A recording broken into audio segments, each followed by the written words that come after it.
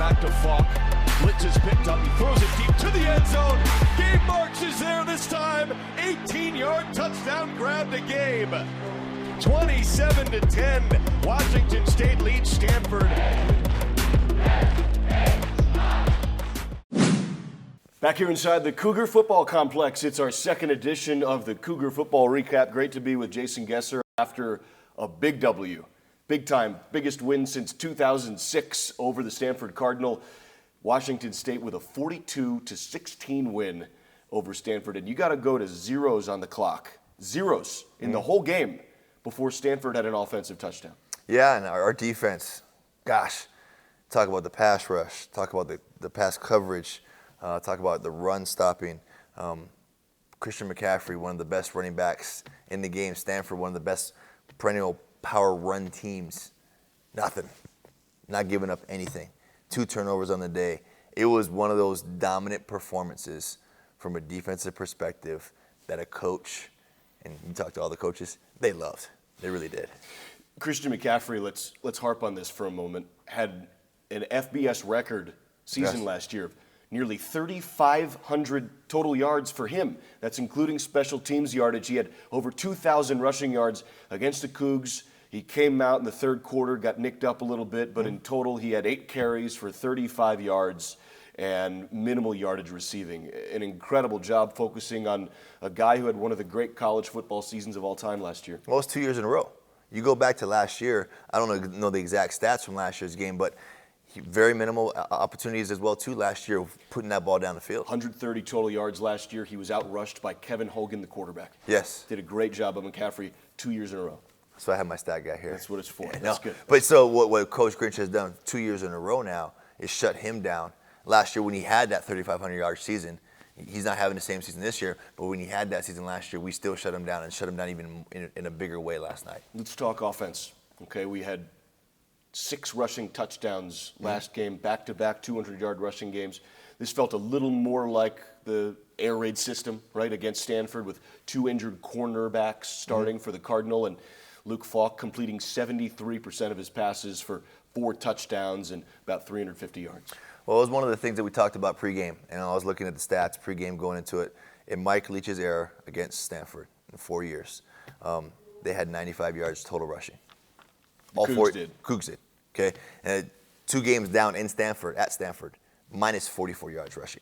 So to have a consecutive, we just talked about it, 101 yards rushing, that's a big part. Some of the things that we see in the game, the effects of that running game, what is playing in the effects in the passing game, how this offense is really developing because of what they're able to do up front with the big boys up front. I think for myself, everybody's wondering, okay, Oregon last week, how good are they really? Defense really kind of soft. Can we run the ball against somebody bigger and a more dominant defense like Stanford's traditionally been? And I think last night showed it. 100 yards rushing plus, again, 3rd straight game now. Yep. Let's go look at some film. You can see in particular in one of these plays that we'll look at, it's a play action. The defense bites because of the reason Guest just said. We've picked 6 plays out. We'll take about 90 seconds or so on each play. What do you say we do it? Let's go. 3 and out to start the game. The Cougs forced a punt early on. Defense set the tone in this one. Christian McCaffrey is an all-purpose yards guy, and they used him in a lot of different ways here, or tried to, albeit unsuccessfully, because Alex Grinch's D was so good. So good last night, and you're right. McCaffrey, they use him in the run game. They use him in the pass game, screen game out of the backfield, release him out of the backfield. They also go and split him out at receiver, and this is what they did earlier on. They tried to show a big package. So you have a big lineman, you have 94 here, the tight end lined up here, an H-back over here, McCaffrey at the point, and then they explode out. We've seen Washington State do some of this stuff. They explode out to an open set. So now what they're trying to do is they're trying to put Washington State defense on their heels. They're trying to confuse them. Hey, look, we got a bunch of big boys in here. We're going to force you guys to put 4 defensive linemen down, limit your pass skill guys on the field, and now we're going to go and try to get the ball to our main guy, Christian McCaffrey, which is in the slot right here. So as you play the play and you go on, you're going to see him go into the inside and try to get past in the middle of the defense here, and Shalom and Bender do, Shalom and Parker Henry do such a nice job of passing it off and coverage that it allows the pass rush, and you guys know who I'm going to talk about, Hercules Mataafa. He gets after the quarterback. One of my favorite signs I saw after the game, Hercules, you're a bad Mata'afa. That was so great. So, but to see what they're able to do here, and as the play develops, you're trying to fool the defense. The defense does not falter. They don't get fooled. They calm down. Hercules is so hard to get after to block, and you see him getting after the quarterback there, and you'll see it again here in the end zone copy. Motion guys out. Hercules going to circle him on the left-hand side here. Just so hard to block. Backfield all day. Yes. Backfield all and day he is long. so strong. He gets his get off, but watch his hands. Okay? Watch his hands as he gets his get off here. He gets off, hands, gets the offensive lineman's hands off of him, explodes to the quarterback, and he's relentless in pursuit. Always pursuing after the quarterback. Big play. So now, the other thing Stanford's known for, we saw them in the I formation on last play. They run the ball very effectively. They have a very good offensive line. They have one of the best offensive running backs. 2,000 rushing yards last year. Exactly. He was one of the all-time great college football seasons last year for McCaffrey. Exactly. So now you sit here and say, okay, what is their run game going to look like, and how did we stop that? And here's how we stopped that. Guys played assignment football, and they won their one-on-one battles. So simple ISO play, a lead play by the fullback here. He's going to lead up through the gap, and our guys just taking them head on. Peyton Pallor doing a really nice job taking him head on, meeting him in the gap here, and then our man Frankie Lubu scraping across and tackle for a minimal gain. And we're going to see here on the end zone copy. McCaffrey only had 30-something yards rushing. 23 of them came on one play. Yes. He had 7 carries for 12 yards and then 1 carry for 23, and that was it. Yes. Very minimal action from him. He didn't play later in the game. I think he got a little dinged up, and they basically said, hey, this game's out of hand. We're not going to go and put him back in there. So as you see here, Peyton Pallor goes and fills that hole, takes the linebacker head on, has that running back scrape, McCaffrey scrape, Frankie Lubu now stepping through the hole and doing a really nice job cleaning that up. Let's take a look at it one more time, full speed, so you get a full effect of how fast this really happens. And everybody winning their one-on-one battles, no push from the offensive line at all. As we flip the ball over to our offensive side now, started off a little spotty. Had an interception early, had a 3-and-out early, got the ball back, and their defensive line was getting upfield. And they're known for doing this. They're known for having their front four get after the quarterback and keep everybody else back in coverage. Okay. If you're successful getting into the backfield for TFLs or sacks with just 4, it gives you an advantage in coverage. Big time advantage in coverage, and that's why Washington State has struggled so much against Stanford in the past. And this is what they try to do early on. And so early on, hey, we've had success against them doing this. Let's see if we can continue to do that. So Coach Leach knows that. So what do? They come out the gate, little shovel pass, and just a great play by Cole Madison, our right guard. As you see the great explosion here from Morrow getting down the field. And he is just such a multiple player of being able to catch the ball out of the backfield, block out of the backfield, run out of the backfield. But I'm going to pause it real quickly. Its whole play depends off of our right tackle. So Cole Madison does such a nice job. You have to set back and invite that end upfield. You can't give away that it's a screen or a trick play. Because he could blow the play up. If he read it well, he could blow it up. Exactly. And so the other thing, too, is whoever's your uncovered, your free uncovered on the inside line. Right now, it's our Sorensen, is our center. So he's going to be the next guy to go up. These guys are going to pass set, invite them upfield, and then go downfield. So great job, pass set, sneaks right by him, and then you go and clean up. Boom, big downfield block. Boom, big downfield block. Look at Riley. That's our center, Riley Sorensen, way downfield, about 15, 20 yards or so. Doing a very nice job of getting downfield. So first touchdown of the game, and we've had a lot of success over the last couple of weeks running the football. Third game in a row, 100 plus yards each game, 200 last 2 games. Yep. This game was 101. But especially down the goal line. We have 11 rushing touchdowns coming into this game. Yeah. So what do we do now? We go and have a nice play action off the backfield to suck up the linebackers and to create a nice seam behind on a post for Tavares Martin Jr. So I'm going to dissect this play a little bit more. Okay. As you see, Luke Falk, play action. This guy moves up just a split second. 2 steps up. That just gives just enough room for Tavares Martin Jr. to get behind and Luke to put a nice pass right over his head. And like I said on the broadcast, it's called a 2-inch throw. 2 inches over the safety's hands, just in the right spot. And by play action, you mean he's faking the handoff. That brings the defense, because they think it's going to be a run play. And then, in fact, he pulls the ball back, does Luke, and Yes. throws it to Tavares in a 2-inch window. And because of our successful run plays that we've been so successful running the ball, that plays a factor in this. If you can't run the ball, they're not going to respect that. Yeah. Okay. Here's the other side piece with this. The other thing that we've started doing as well too is running the football, pulling our guard, and inserting him up to go to the next level on a run play. Okay. So what you see here is that action, same thing here too. Now he's going to pull around and pretend like he's going to go upfield, but he's just pass blocking. Nice little run fake. Luke putting the ball where only his receiver can catch it. He threw it right over I think it's Dallas Lloyd, the safety, threw it right over his head. Such a nice job. And we'll look at it full speed here. Play action, suck up the safety. Great throw, great catch.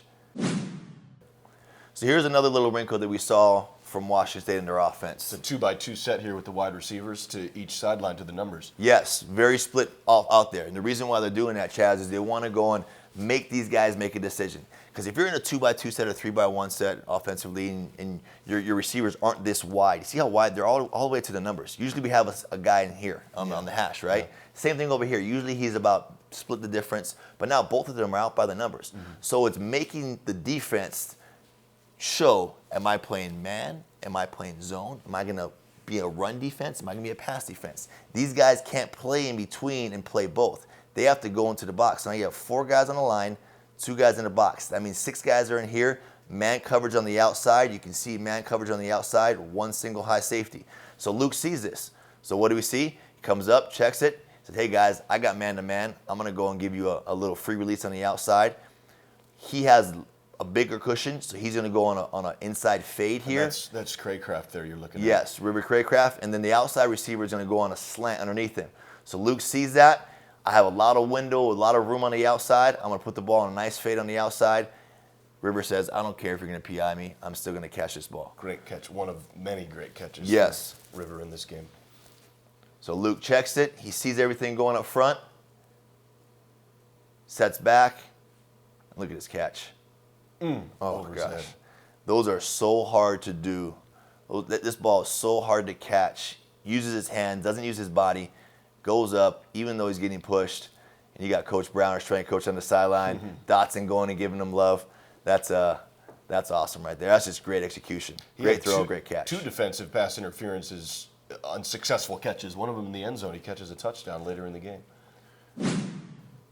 As we move forward here, now we're going to look at our defense and see a huge play that really changed this game. Okay, and our defensive line does such a nice job of movement up front. We call them twists or stunts. Okay, and we saw them get after the quarterback time and time again. 4 sacks, handful of hurries, a handful of hits on the quarterback.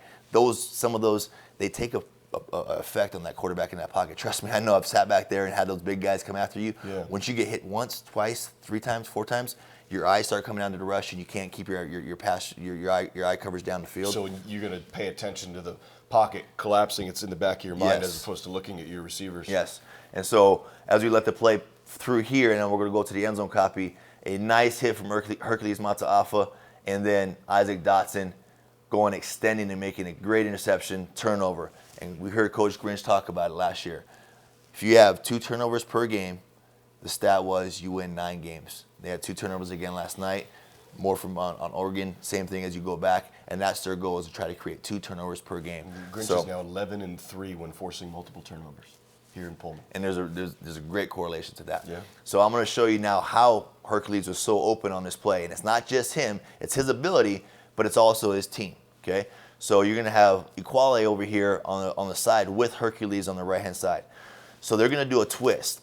Equale's going to come up and try to eat that inside guard up so Hercules can come behind him and have a free shot on the quarterback. But it's not that easy. You can't just go and, okay, I'm going to take your responsibility, you're going to take my responsibility. You have to go vertical first. So with him going vertical first, with Equale going vertical first and taking a great angle on his inside shoulder, now it allows Herc to come underneath and explode toward the quarterback while he goes and occupies that inside guard. So you'll see it here. Vertical, explode underneath, and Hercules is so quick. And a great play by Dotson. So quick. Phenomenal athleticism Yes. shown by Dotson. Great hands to make a fingertip pick. So let's go through, and I'm gonna go slow motion on this so you guys can really get an effect on this.